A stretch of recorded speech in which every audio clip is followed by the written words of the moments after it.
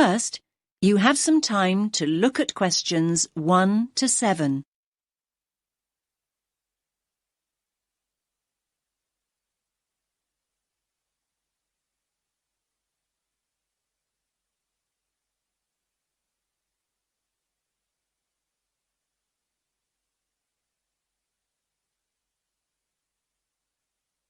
Listen carefully to the first part of the conversation and answer questions 1 to 7. Good evening, sir. Do you have a reservation? Yes. Let me just check I've got everything. Sorry. Yes, a reservation. It's in the name of Hartley, Martin Hartley. Let me see. Oh, yes. Here it is. That's for 3 nights. Yes, that's right. Do you need my passport? I just need to take the number as a form of ID. No problem. Now, can I just ask you to fill in this registration form, please? Actually, no. You see, I've broken my wrist. Yes, I noticed that. I'm afraid form filling is something I can't manage right now. Not without a lot of pain, anyway. Oh, dear. I'm sorry, sir. But don't worry. I can complete the form for you. That's very kind of you. What do you need to know? Well, let's start with your name, of course. So that's Martin, Hartley. That's Hartley. Thanks. And your address? 45 Carlisle Way. Could you spell Carlisle for me? Sorry. It's Carlisle.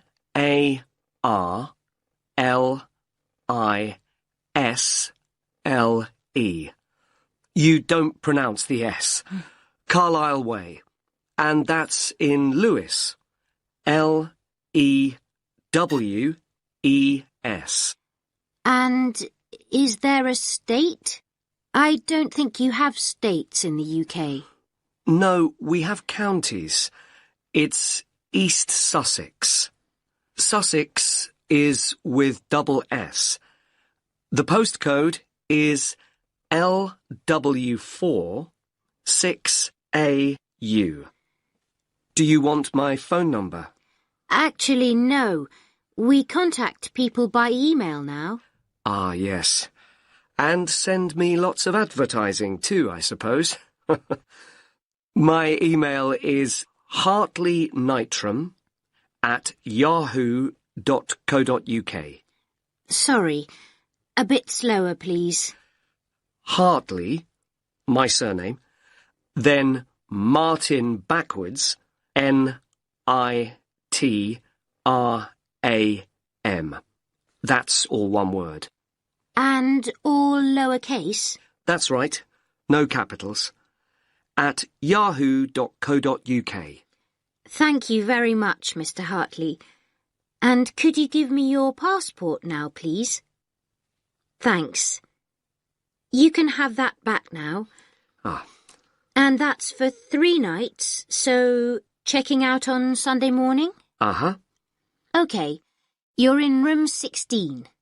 That's on the first floor, overlooking the courtyard.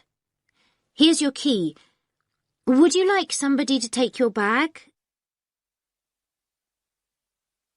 Now you have some time to look at questions 8 to 10.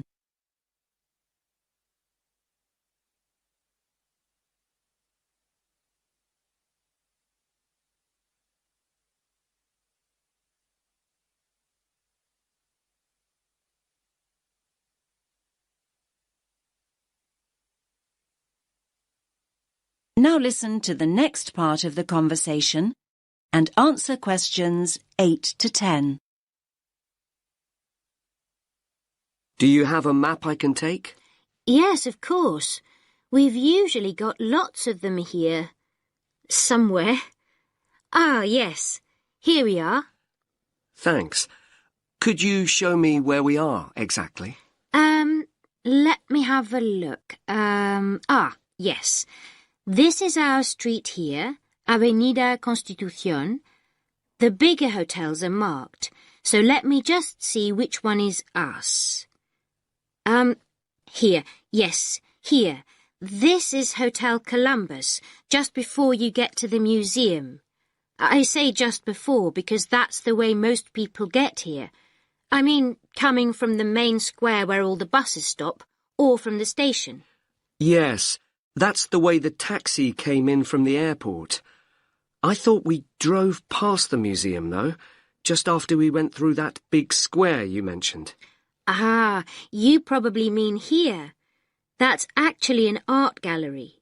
It's worth having a look round, but the museum's more interesting. I think so anyway. Thanks for the tip. I hope I get time. Right, well, tomorrow I've got to be at the conference centre. They told me they'd put me in a hotel that wasn't too far away. Oh, yes. The conference centre's not too far at all. Let me see. Yes, down here. You can walk there in 7 or 8 minutes. Just cross over the road and go straight down this street here. That will take you towards the newer part of the city. Walk on for a couple of blocks, and then when you get here, you just have to go right a very short distance, and then you'll see the conference centre above the other buildings. It's quite big. I see. That all looks quite straightforward. Thanks very much. My pleasure. Have a nice evening, sir.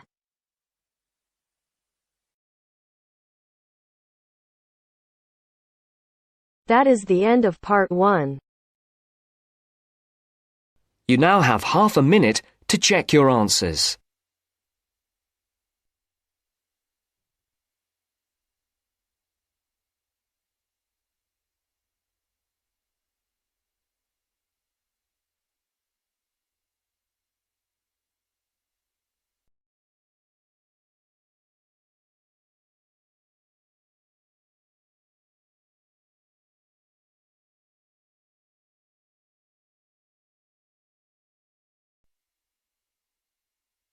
Now turns to part 2. Part 2. You will hear a talk about young people living on their own.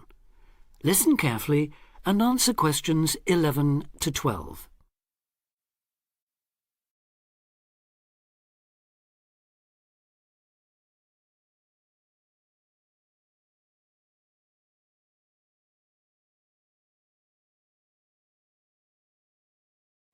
Listen carefully and answer questions 11 to 12. Loneliness is something we all suffer from in varying degrees, but young people living on their own can be particularly vulnerable. Many who leave the family home find they are less confident and have more difficulty in finding their feet than they expected. Often, going to work or study in another town or city will be the first time they have lived away from home. Although this may sound like an adventure for those dying to get away from the glare of the parental eye, for others it is a daunting prospect which generates apprehension, uncertainty and even fear.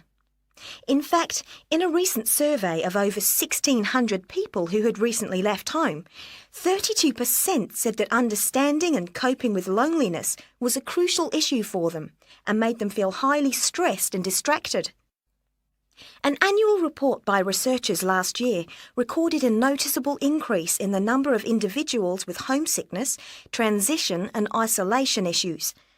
Acknowledging that feelings of loneliness and isolation could impede progress at work or study, they examined the number of people using the welfare and health services. They found that young people in particular were prone to difficulties. Last year, 61% of all people using counselling services were aged under 30, and of this group, 57% were men.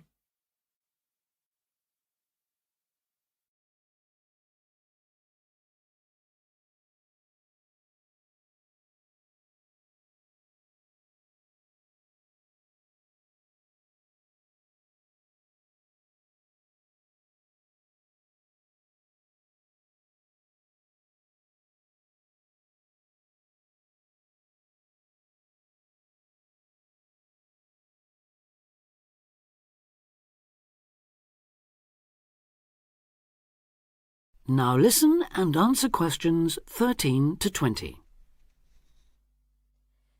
Leaving home involves a major change in lifestyle, work patterns, and degree of independence. You will be away from home, family, and friends, and are no longer supported by familiar surroundings. For this reason, in the first year, a lot of young people suffer from loneliness. Ironically, this sense of isolation comes at a time when you are likely to be surrounded by people most of the time. Living in a busy city, travelling on crowded buses and trains, you will be constantly among people. But this can sometimes compound your sense of being alone. Seeing others who appear at ease among large crowds, mingling and making friends, can make you feel excluded and inadequate.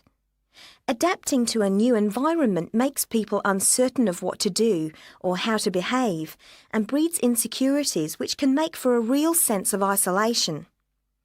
It is often those who are more used to being on their own who deal best with the transitional period of leaving home. Other reasons for feeling alone include high expectations of the big city, where you have the best time of your life and meet lifelong friends. It may be the first time you have had to make new friends since you started primary school, and perhaps you are reluctant or finding it hard to replace old friends whom you miss. There are also pressures to juggle work and socialising, which may leave you feeling left out. Or it could be that you have a long-distance relationship and feel torn between your new lifestyle and that special person who lives so far away. Because loneliness can leave you with a sense of low self-esteem, where you become self-conscious and feel you have been rejected, it is very difficult to overcome. You may be reluctant to even try and make new friends or take part in social activities, and will also find it difficult to say no to things, leaving you feeling exploited and weak. One of the ways of combating loneliness is to remember that it's not your fault, and that it's something everyone has to deal with, despite appearances. Counsellors advise those feeling lonely to speak to someone they know about their feelings. They also ask them to consider joining groups and societies, and to get involved in activities which interest them as a way of meeting more people. Of course, overdoing it and jamming your schedule with too many things just to avoid being alone will not work. But meeting others with common interests may be a step forward. If you still feel like you need someone to talk to, you could try group counselling, where you will be able to talk to and receive support from a small number of people with the same difficulties as you. For more information or to be put in touch with an individual counsellor, contact the local town hall support services. That is the end of part 2. You now have half a minute to check your answers.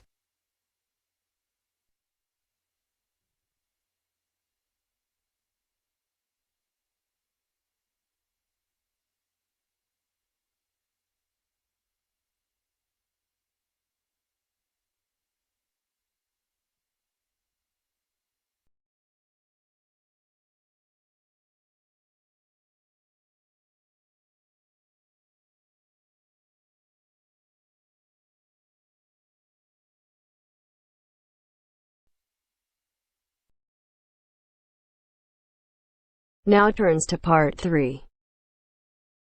Part 3. You will hear two students talking about reading. First, you have some time to look at questions 21 to 24.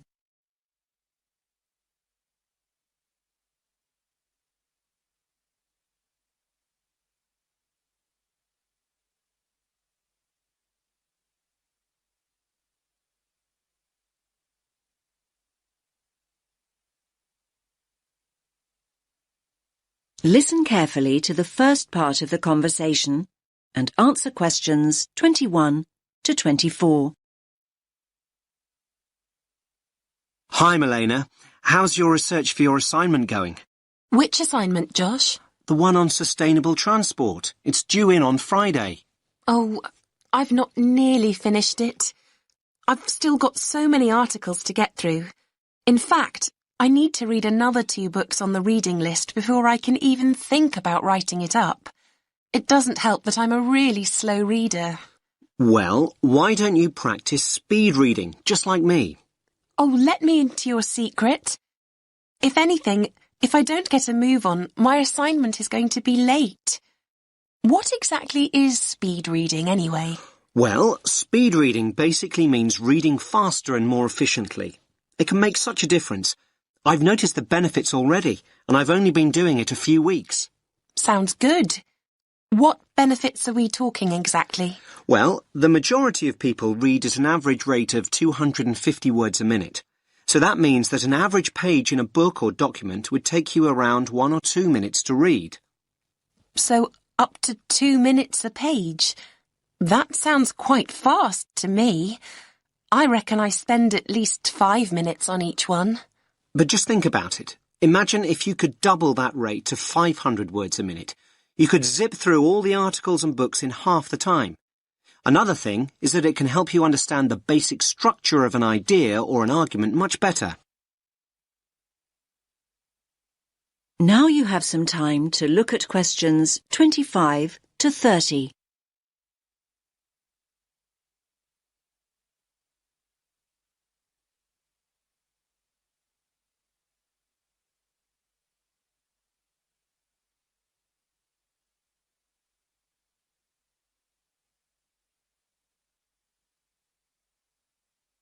Now listen to the next part of the conversation and answer questions 25 to 30. You make speed reading sound like some kind of sport.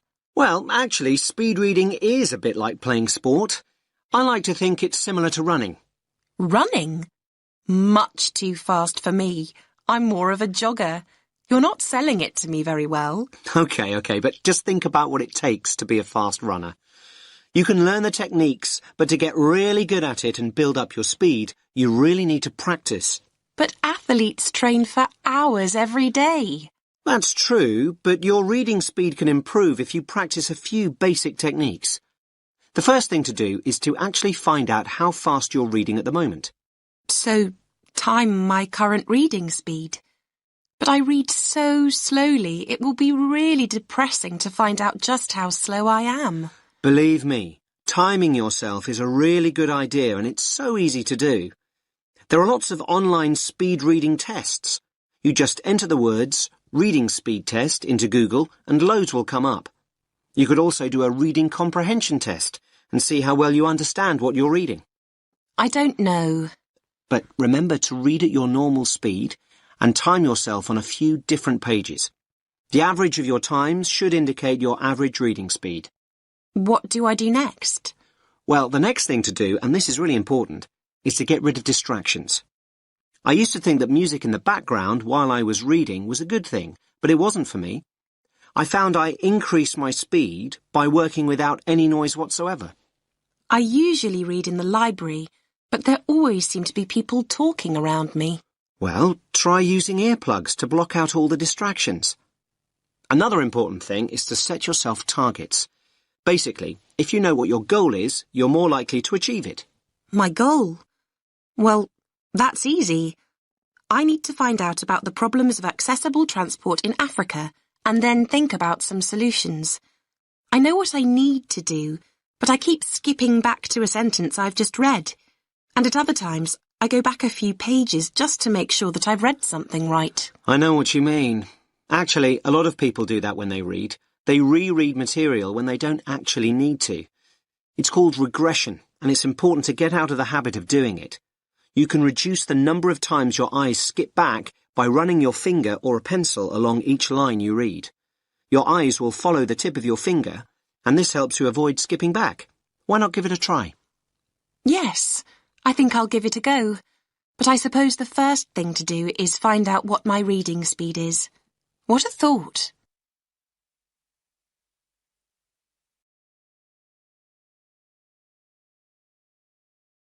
That is the end of part 3. You now have half a minute to check your answers.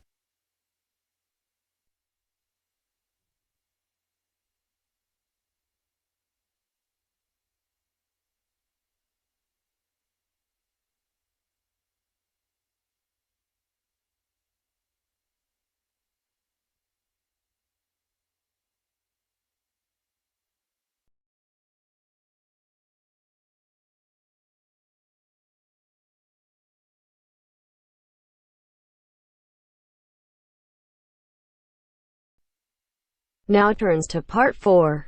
Part 4 section, you will hear an introductory lecture to a course on Southeast Asia. First, you have some time to look at questions 31 to 40.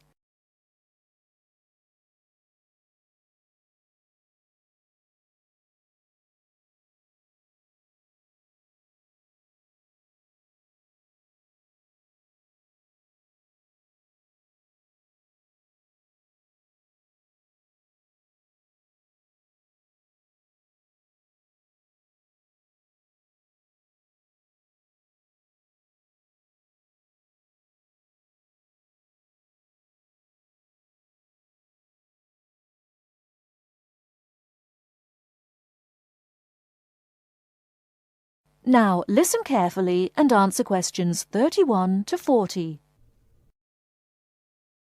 My name is Paul Stange. I'm coordinator of this course. It's called Southeast Asian Traditions.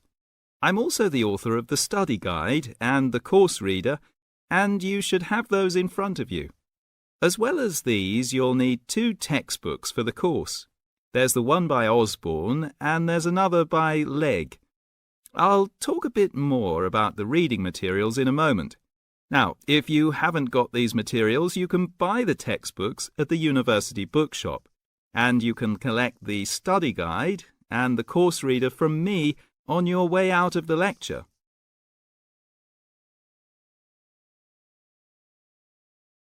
The purpose of this lecture is simply orientation. What I'm going to do is introduce myself, talk you through the course, and give you some additional advice, apart from what's contained in the study guide, on dealing with the various assignments for the course. First of all, the materials. You'll find the 2 textbooks very clear, and they give a good basic coverage of the history of the region. Most of the reading materials in the reader are fairly easy-going, but I have to warn you that 2 of them are quite difficult. These are the readings by Smale and Bender, and of these 2, the one by Bender is perhaps the more challenging. But don't let that put you off, because understanding these 2 readings is important to help you develop a clearer understanding of the cultures. In other words, they'll help you acquire greater sensitivity to the differences between the various cultures in the region.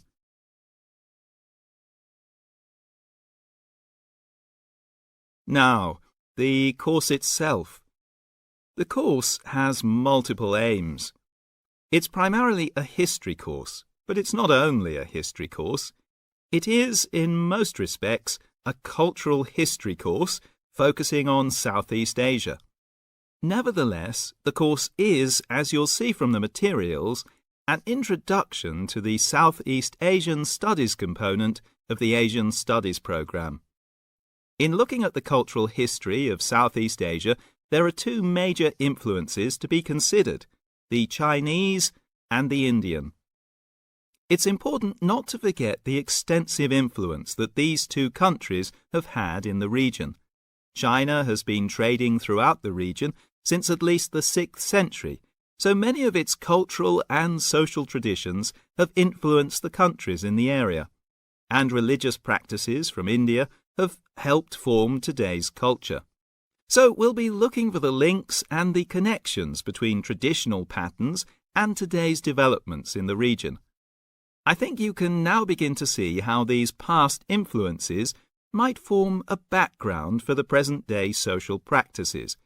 And in the same way, this course will form a basis or background for 2nd and 3rd year courses, with their focus on the modern period, and in particular, the economic and political situation of the region. So, that's the outline of the course. I'd like to go on now to look at what you have to do, your assignments and so on. That is the end of Part 4. You now have half a minute